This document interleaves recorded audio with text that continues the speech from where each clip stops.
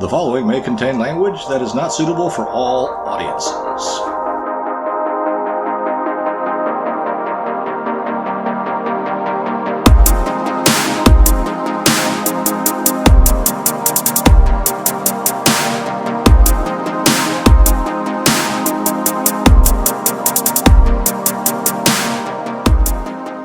All right, it's time for the Low Fat Podcast.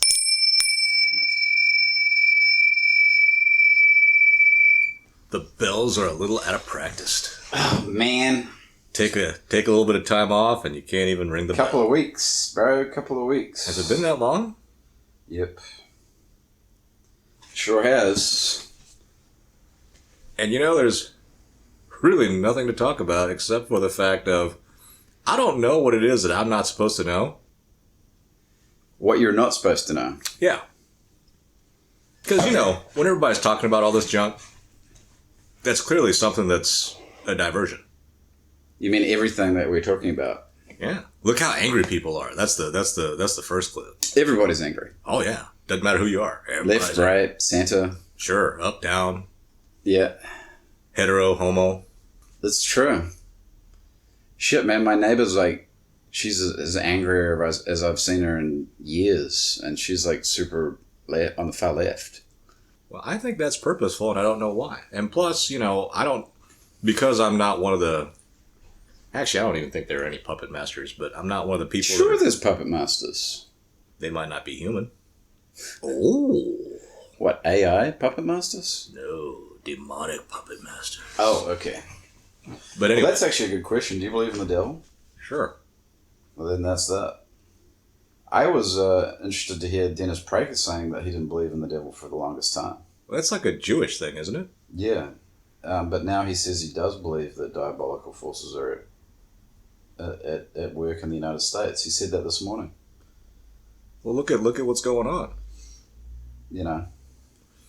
I mean, all the stuff going on and then all the talk that goes on, I'm just like, well... It seems like people are celebrating diabolical shit. Seems like it. So, but why would you celebrate something that's diabolical? Maybe you're just too dumb to know. Then the devil wins. Possibly. Anyway, that's not what we're talking about. I don't know. I don't think we actually had a subject. Well, the subject was people being mad. Yeah, there's... And then this is a... Why? Why have everybody been mad? I think it depends on who you ask. The answer to that? Mm-hmm. If you ask someone that adheres to a religious sect, then the answer is colored by that. If you are someone who's very humanist, which incidentally I heard on the radio today that the head of the chaplains or something at Harvard is an atheist. Really? But when I thought of that... That can't be possible. Well, when I thought of that, I was like, that's actually a pretty smart choice. The person in charge of administering all the various religious organizations is not religious. So then he's not going to have any horses that he favors in the race. Oh, no, that's not. That's the theory, but, you know, theory and practice hardly ever go together. Oh, well then what's the smart part about that then? Well, that's a smart play. Oh, politically it's a smart play. Yeah, I mean, if you have no horse in the race, then you're thinking, well, this person will, like, you know. But that's not how it's going to play out in reality, is what you're saying. Well, yeah, because everyone has their favorites, and anytime there's any kind of bureaucratic organization, whether it be government, corporations, or religions, there's going to be corruption and mishandling, self-dealing, all the stuff that we sit there and we, the ones that aren't in the game or whatever, right, can sit there and say, see, you're a hypocrite. But then, you know, all that person needs to say is like, look in a mirror, dumbass. You are too. I don't know why I hate that word hypocrite. Like, that's like the worst thing that somebody could call me. Because you think it actually means something? No, because I think I have principles and... Well, everyone has principles. Hypocrites don't live according to their principles, though. There are very few people that live according to their Their principles. principles are, what's the word? Negotiable, fungible, Fungible. maybe negotiable. Negotiable is probably better. I don't even know what fungible means. Interchangeable. Okay. Like money is fungible. $1 bill is the same as another dollar bill. Doesn't matter which one you have. So you could say your values are fungible? Well, at that point, they wouldn't be values, I don't think. Yeah. No such thing as a fungible value, right? Well, I think the reason why the word hypocrisy bugs you is that because you think you're above it. Yeah, At least it would bother me if I thought I was above it. that's fair. I know I'm a hypocrite, so, you know. I don't know how you can say that. Because it's true.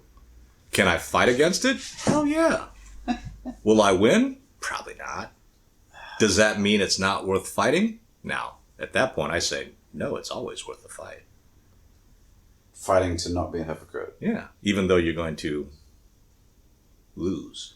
See, that just like throws me through a loop, that statement in itself. Well, think about all the people that try Because then to... what's the point, Dave? What do you mean? If you're going to lose, then you might as well just, give in, play the game, embrace your hypocriteness. Oh, don't get me wrong. If I was in a position to just kind of, get my heart's desire or whatever, I don't poo-poo the Reindeer Games because they're wrong. I poo-poo the Reindeer Games because nobody wants to play. No one wants to let me play. The Reindeer Games. Where the hell did you get that from? Rudolph the Red-Nosed Reindeer. Right. But why is it called the Reindeer Games? They wouldn't let Rudolph play in the Reindeer Games. Oh. Is this your thing? Yes. Well, no, that was in the song. Yeah, but the Reindeer Games is your thing. That's you coined that phrase. I don't know if I coined it. It's in the song, but Reindeer Games is my definition for... So if I Google Reindeer Games, it's going to give me your definition. Doubtful. Yeah. No, it's your thing. No, to me, Reindeer Games is like playing the role, playing the part. Right. Of the reindeer. Of being accepted in society, of being able to, But Rudolph didn't accept the games, and he still got accepted into the game. Well, because he had something they wanted. Yeah, the red nose. So, thus far, I don't have anything that people want, so they're not going to include me in the Reindeer Games until I become valuable. Until you have a shiny nose. I might have a shiny nose, but until the shiny nose can be used for other people's exploitation. Can't believe we're talking about Rudolph. But I don't see how that's something to get bent out of shape about. Because there are some truths that, whether you believe in them or not, are still true. Right? So this whole thing about people going on about how life is sacred and blah, blah this and blah, blah that, they're full of crap too. Why? Because it's their life that's more sacred than your life. But on the flip side, I think the same thing, right? So either everyone's important or no one is. And, there is that whole thing about, think of how horrible your life or your outlook or how much pain you're in if you're thinking that, like the suicide bombers. Right. People that are willing to kill themselves to kill other people. That's a pretty dark place. But they've pretty much said nobody's important. And do I want to be in a situation where I have to interact with those people? Not at all. Yeah. Being around someone who places no value on human life. And thankfully, there are very few people like that.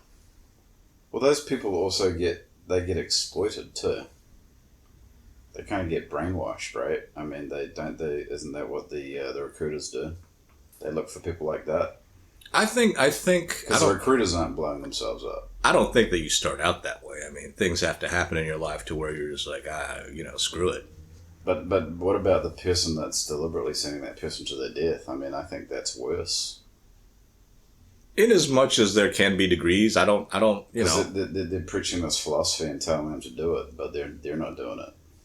Well, so speaking of hypocrites, right? yeah, but they're not necessarily hypocrites because apparently those people are unwilling to do damage to the people that they love. Right, so they're hypocrites. There you go. So they don't think that life is. But they would tell you, worthless. oh, well, I play an essential role in the furthering of the, the martyrdom or, whatever philosophy they stand for. Well, that's yeah, like you said, they're just people that have been taken advantage of, and so I think I answered my own question right there. Everybody thinks stuff is important. But do you give somebody a break because they're being exploited by somebody else? Probably not. I don't know what you mean by that. Well, you're not going to sit there and have like compassion for a suicide bomber. I wouldn't think. It's very hard for me to have compassion for many people. But I mean, maybe at a distance, right? Like if someone that you love hadn't been blown up, but no one's gonna say, well, we should have compassion for the poor suicide bomber. That wouldn't be a very good political slogan. Well, no, but I think that you kind of have to. There are some things. While we like to sit there and say there are no black and whites in the world, there are plenty, and some of the things kind of ring true. We're either all smart or we're all stupid. B. And so that makes you. That's not even a question. That makes you and me stupid. That makes the people that are supposed to be smarter than us stupid. Everybody's stupid. Yeah, So you're stupid for getting mad at somebody who you're like, well, they should be not making these mistakes or not doing the stupid stuff, but you're stupid for believing that because they're stupid. Well, I think you need to kind of figure out what you're mad at, right? Well, you're mad at that person for not looking after you. That's what it is. Was it their job in the first place to look out for me? I think that's what people believe. That they're like, oh, if I'm going to elect this person, they need to make sure that things are going well for me. Well, there's a whole lot in there, though. That expectation, I don't necessarily think is particularly dumb. But there's a whole lot of complexity there. What if they try and they can't do it? Which goes on to the question, can one person make a difference? I have no clue. Right, where were we?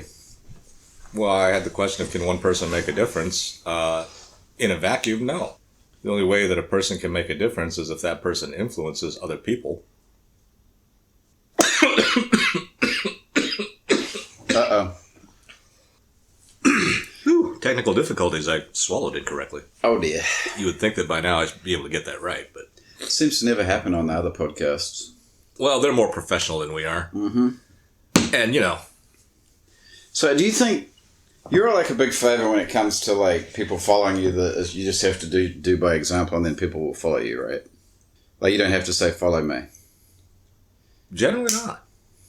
If people think that what you're doing is going to be good for them, then yeah, they'll follow you. Yeah. You don't have to say it. In fact, if you have to say it, then what? If you have to say it, then it's probably you're trying to manipulate somebody. Man, that's everybody, dude. Well, everybody who's in charge or trying to be in charge. Yeah. I would agree with that. Like all the pundits, all they really want to do, that they're only being pundits because they think it's going to give them, an audience, and then they can use that for whatever. That's their way of putting food on the table, I suppose.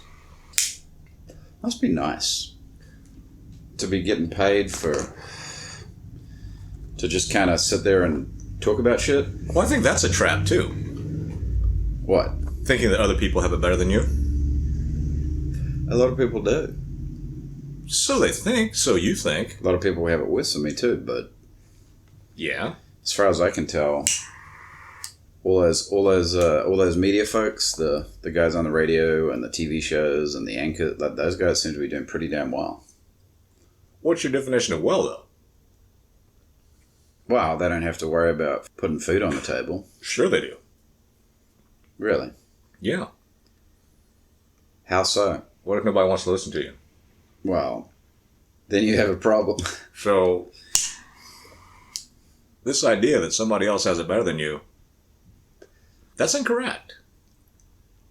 Which would be better, having a stable home life with just enough to get by, Mm-hmm. or having more than you could ever spend in 100 lifetimes and constantly being in fear and worrying and, whatever. Well, that sounds pretty sucky.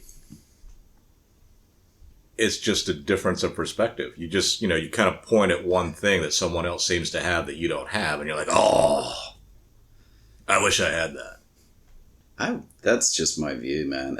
I've always had that. But that's everybody's As view. a kid, I always knew what everyone else's grades were. Like, I knew where I sat in the class. That's everybody's view. Like to use a current events example on stuff, like in politics, for example, all the people that are like, oh, I like all the stuff that Donald Trump is trying to do, but man, I wish he'd stop doing X, Y, or Z, right? Mm-hmm. Well, that kind of makes up that person. Yeah. Right? That's like saying, oh, I wish I could be super wealthy without having to, Whatever. or oh, I wish I could be a super, super successful actor without having all the craziness in life. Right. Well, it's kind of a package deal. Yeah. And life is without all the downside of fame. Well, without the downside. And that in and of itself is if you really think about it, is a very childish attitude. I want to have all what I perceive as good without any of this bad.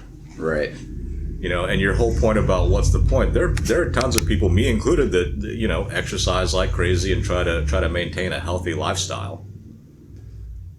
Healthy, as I like to drink and do various things. Semi-healthy. But in the end, I'm still going to be dead. I don't like to think about that. Death, I mean. Well, it's a package. If you're alive, if the house gives you one birth, one life, you owe the house one death. That's terrible. But it's true. Yeah. And, these package deals, there are a lot of package deals that you just can't get away from. Oh, I really like such and such a person, but they're such dicks. Well, it's the whole thing. You can't take something out. Food is a perfect example, right? The health, the stuff like, oh, we're going to take out fat. Ugh. Right? My favorite thing. In processed food or whatever, if you take something out of a recipe, you got to put something in. Yeah, fat's essential. But yeah, it is, and I just think it's kind of funny how you just kind of focus on the fat, the thing at hand. Yeah, because there's an underlying thing. People love to call other people fascists. Well, chances are you're just as much of a fascist as that other person that you think is a fascist. Shaking my head. SMH. With adulthood comes all kinds of stuff. I mean, there's some. I think I was watching something with Laura Logan not too long ago, and she was saying something that everyone kind of knows it rings true. Like, the truth is simple. Mm-hmm. Truth is simple. It's just all the junk that kind of comes along with it, and this is me kind of bastardizing the conversation because I barely pay attention when I watch this stuff. Yeah, truth is simple. It's doing it, acknowledging it, or operating within it that's complicated. You shouldn't steal. What if I'm hungry? You shouldn't steal. Yeah, well, if I'm hungry, I'm going to probably steal some bread. Right, but giving yourself a pass on it, like, oh, well, it's still wrong. Yeah. You've just chosen to prioritize something over that. And that's that rationalization, right? If I'm starving and there's a chance for me to eat something and I got to steal something to get it, you're damn right I'll do it. But I'm not going to sit there and say, oh, well, I had to do it. No, I chose to do it. Am I going to feel bad about it? No, because I want to live. Yeah. That just reminds me of an interaction I had this week with this homeless person that's right by where I work, and I offered her some old bran muffins, and she was like, "Oh no, I don't like old bread muffins." She's like, "I only like fresh muffins." I was like, "Okay." Okay, so you're not hungry. I guess she's not hungry. But anyway, I don't know why I thought of that, but Well, it's a good illustration. because I was like thinking, oh, this will make me feel good, right? And then she'll feel good because she'll get a bran muffin, but she didn't want to buy her of it. Hey, dude, if I was starving and there was like 4-day-old bran muffin sitting in front of me that was in the dirt, I would just wipe the dirt off and eat the bran muffin and be like, This wasn't even a 4-day-old bran muffin. Again, that's what I'm just saying. Saying, the what we as humans seem to have problems with, it's the rationalization. In the comfort of our little studio, I can talk all kinds of nonsense about how this is right and this is wrong. But when reality hits me in the face, will I do wrong stuff? Probably. As anybody would. It's when you rationalize that, like, well, it's like that old Simpsons thing where it was, where Fat Tony was like, if you're starving and you need some bread, would it be wrong to steal some bread? Like, no. Well, what if I'm not really into bread and I want cigarettes instead, and I can sell those to buy, lasagna? That's where we get into trouble. Who the hell is Fat Tony? It's a character from The Simpsons, a show that I've not watched in decades. Well, the point is you can just about justify anything for yourself. Well, you do. It's not the point. It's just a stupid truth that sounds really dumb when said out loud and very profound in my head. We can and do justify everything. I get mad. I'm still thinking about the fascist thing because I get very mad at people who I consider to be fascists. Why? Because they're telling you what to do? Yeah. But you want to tell them what to do. And again, the only choice in this scenario is either go live somewhere where there's nobody or not. Now, most people will not find it very appealing to go live by themselves in some wilderness trying to eke out a life. Nah. So, there's going to be some telling other people what to do. And you're just going to have to accept that. My point is I think you should try to do as little of it as possible. Like fire. Fire good when you're cold and you want a little bit of warmth. You let that thing get out of hand and you got what's going on in Northern California. Bad. Is it still burning? Oh, yeah. I was talking to somebody on a call the other day and they were in Nevada and they said that they're under a big giant, they got ash. It's like dark outside and there's like ash falling out of the sky every day. I guess I was in the wrong part of Nevada because I don't see anything that's burnable out there. No, well, it's coming across the border from California. Oh, but then again, only place I ever really go to in Nevada would be Vegas, and I've only been there like twice. You've only been to Vegas twice? Yeah. I've been to Vegas like probably at least 10 times or a dozen times. See, everybody thinks that they just want enough to have a decent life, put food on the table, blah, blah, this, blah, blah, that. But the way we are is that's not going to be enough. Well, I want a little bit more on my table. Like, I want like fine china. Then when you get the fine china, you got to get the fine food to get on the fine china. Right? Or I just want a little bit of autonomy, a little bit of power so that I can live my life the way I want. Without having people tell me, what to do, without being under somebody's thumb. Hey, speaking of power, when is the recall election? Did it already happen? 14th of September. Really? People are sending in their ballots, and there's already shenanigans being found out. Really? Yeah, I think somebody was found with like 300 ballots in their trunk. Oh yeah, yeah. I heard that news story.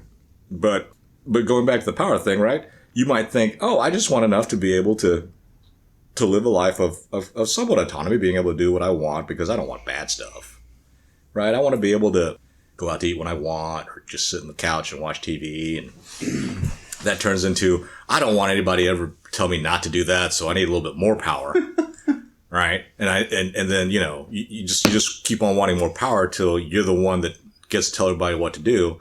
At that point, you're so scared that if you give up any of that power, that someone's going to like take something away from you, so you need to get more power, so you have to be the strongest person, and blah, blah, blah, blah, blah. It just snowballs. And, you know, that's... Huh? We're f***ed. We can be. I mean, I don't understand that statement either. Like, what do you mean? If that's the human condition to always want more power and more, then nobody in power is ever going to be... They're always going to be susceptible to corruption. Well, yeah. It's not good. Well, I don't know what you mean. If somebody's supposedly supposed to be a leader... Now you're talking about something different. No, I'm not. Sure you are. If somebody's supposed to be taking care of society, right, in a position where they can affect a lot of different people, then they should be above that. How can you be? That I do not have the answer to. Well, because there's no answer to it, and because the answer is you can't. I mean, I think your idea of leadership, which might be the same as many other people's, I don't think that's a correct outlook. Somebody else is not going to make your life better. You're going to make your life better. What that somebody else needs to do to help ensure that your life is better, I don't know that they can do that. I mean, that's like being a parent. You can't make your kids be whatever. All you can do is love them and raise them and try to teach them whatever, your values, whatever, right? So that they can make their own way in life. Well, I think a lot of parents want to be able to try and... Well, I think there's a lot of parents that try and control their kids. Well, that's the whole thing of wanting to have control where there is no control. The only thing that you can necessarily control is whether or not you do A or B. Those choices may not be palatable. You know, should you eat this steaming hot shit sandwich over here on the right on wheat bread, or should you eat that big steaming shit sandwich on the left on rye bread? A lot of times that's the only choices you got. Mm. Now, does it help sitting there complaining about having to eat shit sandwiches? I don't think so. You know, you gotta do what you gotta do, but if what you did is considered incorrect, morally bankrupt, then, you know, somewhere down the line, someone's gonna want to make you pay. You know, it's like the difference between a war criminal and a war hero. You know what it is, right? Which side you're on. Yeah. Well, whether you're on the winning side or not. Did you win? If you won, you're a war hero. If you lost, then you're a war criminal. I don't know that I believe that. And that's your choice. That's your bag. You can believe it or don't believe it, whatever. You know. Well, I want to be on the side that's fighting for good. Well, if your side wins, then that's what they're going to say. Even if your side won, there's going to be a bunch of people that sit there and say, he's a punk. I still think there's good and evil. Sure. And you can have like one side fighting for good and one side that's for evil. Sure. Like, I think the Nazis were evil.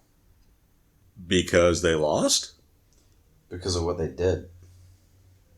Is what they did actually what they did?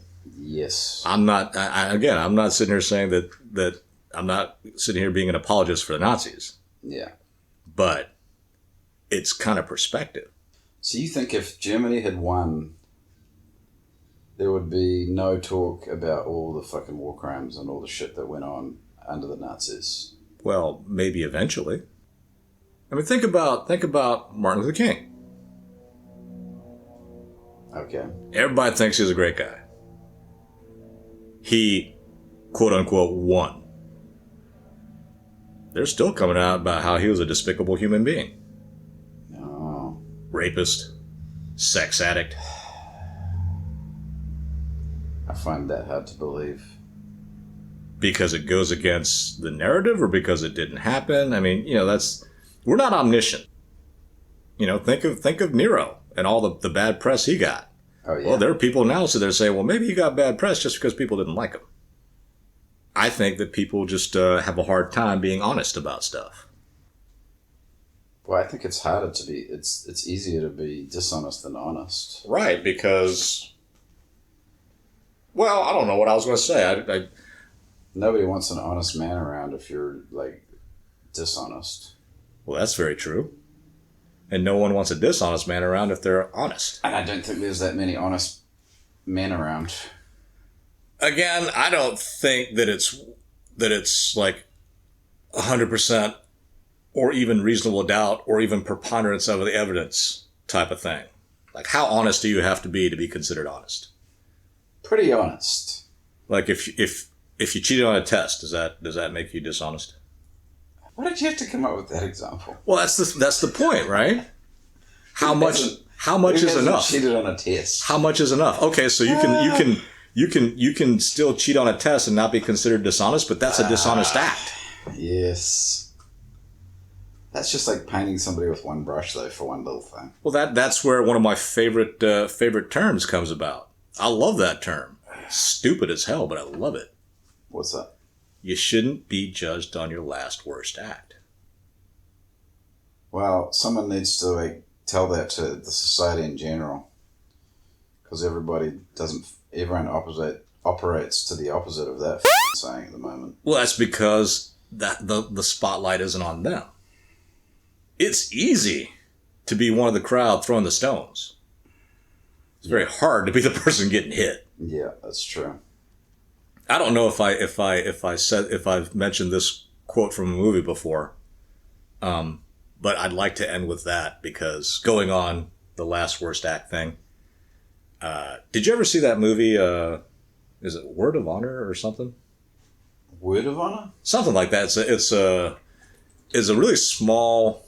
I don't even know if it got a theatrical release, but it had Don Johnson in it, and Sharon Lawrence, who I just love. Gene Triplehorn. It's a story about this guy who, while he was a young lieutenant during the Vietnam War, rumblings came about how he might have committed a war crime and killed off a village. This is Don Johnson. Yes. And somehow they get him back into the army to put him on trial. Okay. And the last part of it is, it turns out that he didn't do it. His men did it. Okay. His men went berserk and just killed a village. Right. And he was trying to stop them. Right. But in the end, he kind of put it under the rug. And his statement is, what if you were in charge?